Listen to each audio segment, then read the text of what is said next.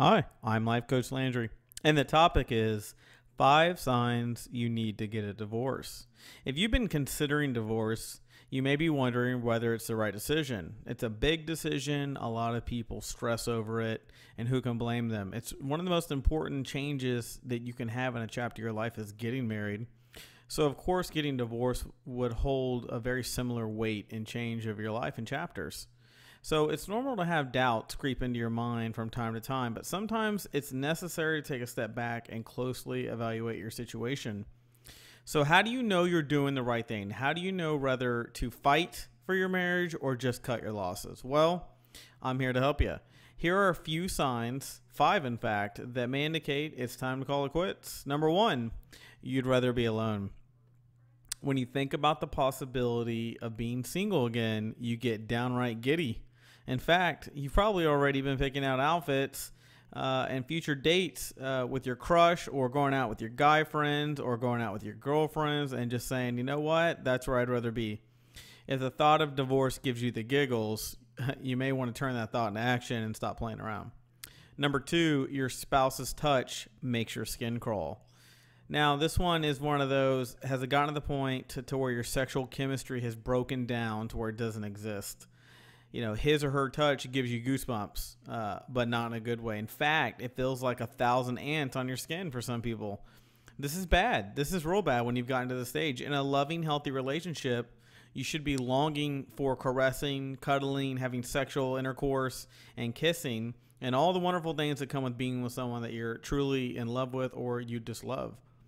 If this is not the case, you need to get to the bottom of why you are suddenly repulsed or turned off, because this alone may not be a reason enough to get a divorce, but it signals some serious trouble in your paradise. Number 3, you cheated, not just once, but several times. I say this in a lot of my videos. Making or doing something wrong one time is a mistake. Doing it multiple times is a pattern. So if you or your spouse is getting some action on the side, it's a clear sign that you have some serious issues, okay? So once you've gone this far, your best bet is to take a step back and file for divorce, because you may also want to get checked for STDs while you're at it, because this is one of those issues where you've learned to fill a hole inside your relationship with something that is outside your relationship, and sometimes subconsciously you end up going really far and much further than you actually agreed. And actually, contrary to popular statements and things like that, men cheat, and women cheat almost to an exact % of each other. So there's no who cheats more, who cheats right. Men and women cheat differently, but they both cheat equally.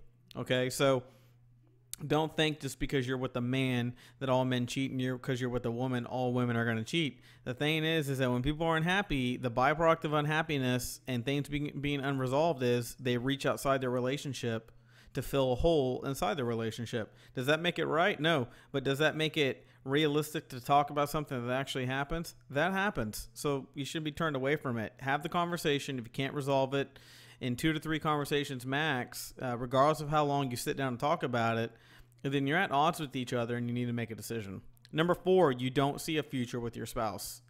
In the next 5 years, you imagine a wonderful future full of success, yet you get to where you want to be in your career. You finally get up the nerve to move to a new city and you're truly happy.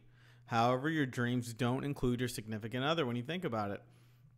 If you can't see how your spouse fits into your life, do yourself a favor and find someone who does. Because dragging somebody through the mud over a course of time just because you're going through the motions is worse. A lot of people don't get out of relationships because of financials, children, things like that.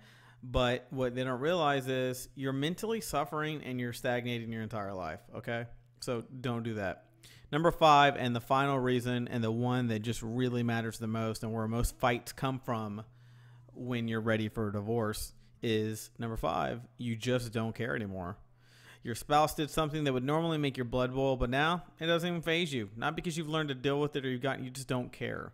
At this point in your relationship, you've checked out emotionally, you've checked out mentally, and obviously sexually, it's very likely that comes before the mental. So if there's just no desire to work on your marriage, you're pretty much done. It takes 2 people to make a marriage work. Either seek counseling in whatever form you see proper. Doesn't mean a therapist. There's many forms of counseling. Some people go to a church. Some people do lots of things. Some people counsel each other. But see how you can make some needed changes, prepare to jump ship. And that's the 5 keys right there. They're the 5 most common reasons that it's time to get out. But let me throw some caveats in there. Number 1, first you need to make sure and take a step back, and you need to make sure it's not because something's unresolved that you're leaving. It needs to be something can't be resolved. Okay, there's a difference. One is you're putting it off and not having the conversation, and the other is you've had it and the desired results didn't come for either one of you, so you remain unhappy. Okay, remember, it takes 2 people to make a relationship, and if you still love somebody, then when you resolve things well then you start to become back in love with them. But when you just resolve it and you're still just going through the motions, but you're not trying to interact on an intimate level, get out. Okay, healthy relationships have 2 major parts to them: business operations and love. Business operations are how you handle kids, how you handle discipline, how you handle money. You have to have that down, and you have to have love. The basics, fundamentals are pretty easy. But if you just have one or the other, let's say you're a great operational couple. You do everything. You get up in the morning. You go to work. Y'all come home. You watch TV. But you're not in love. That means that eventually, long term, that's not going to work. Number 2 is on if you just have love. If you just have love, but you don't see things the same way when it comes to children, finances, resolving arguments, then it's going to be a dead end. You have to have both those in the mix in order. So when you date, keep these things in mind so that when you get to that point, you're asking the right questions and you're doing the right things. And if you're wondering what those kind of questions are, I have plenty of videos on what equals a healthy relationship and what equals an unhealthy relationship. Go back and watch those. So if you're in a mode of life right now where you can't figure out whether you're in a relationship for the right reasons, if it's time to get out, if it's time to get divorced, if it's time to get married, or it's time to take the next step, move in, get engaged, or you're just done with it overall, or dating is just not working out, you can contact me personally at the link below in the description. And if you just found this information of value to you, you can show that appreciation by clicking on the donation link below, and I will talk to you